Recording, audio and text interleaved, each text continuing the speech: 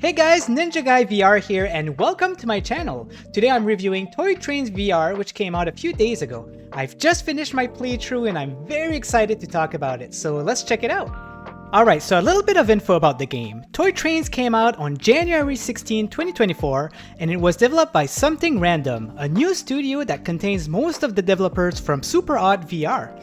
I believe that the studio will only be making games on VR, so that's pretty exciting.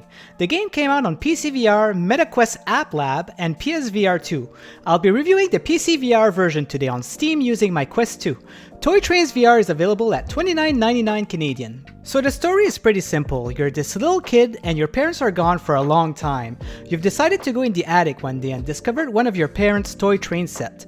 Every once in a while, your parent will send you a letter explaining why they're taking so long to come back. So as a kid, you're using your imagination and building tracks accordingly. For example, the letter says that water spilled all over the place, so this chapter was all about building a dam to regulate the water flow. The gameplay can be a little self-explanatory, but you basically need to build these tracks around houses with the maps that they give you. The main goal is to make sure that all of these tracks and buildings are connected to the main construction that you're trying to build. The tracks needs to go on a loop so the train can continuously move. In case you're wondering, this is more of a puzzle game than a management game. You do not have a limited amount of resources and can build however you like. The vibe of the game was extremely relaxing and zen. I was not expecting that. Sometimes I really felt like I was in the zone, just focusing on this puzzle with nothing else in mind. It was like a therapy. The soundtrack accompanying the game also really fits well with the type of vibe it's trying to be.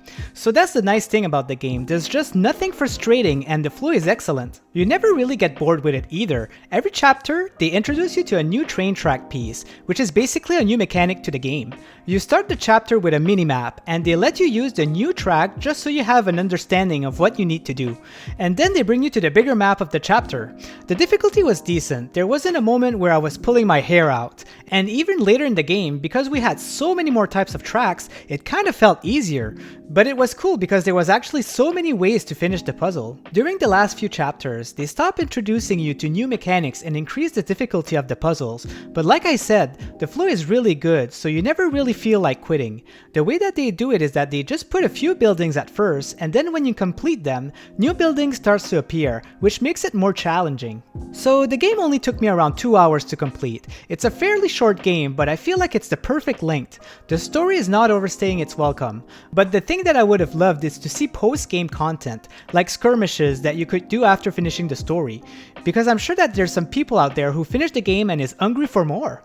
The devs are listening, and during an interview, they mentioned that they could add more maps in the future, so it's promising. There are some nice things in the game. For example, you can move your book that contains the tracks anywhere that you want, so if it's in the way, you can just pick it up and move it somewhere else. While holding a track, you can rotate your joystick and change the angle, so you don't have to twist your arm painfully if the angle is not correct. There are things that I would love improved though. For example, sometimes I had to put the same track multiple times. I would have loved to be able to reuse the same track with the touch of a button instead of needing to choose it from a book every single time. So that's pretty much what I had to say about Toy Trains VR. The devs wants to put more challenging levels, a sandbox, and maybe multiplayer in the long run, but the game has to do good for this to happen. Would I recommend this game to you? Absolutely. When I was playing the game, I was preparing myself to have something with complex mechanics, but I was pleasantly surprised by the relaxing and wholesome aspect of it, and it went a little beyond my expectation. If you're a fan of train tracks or little puzzles, this is definitely a game I would recommend to you. Thanks for watching, guys! Don't forget to subscribe and leave a like if you'd like to see more content like this. Let me know in the comments if you think that Toy Trains VR would be a game for you. See you next time!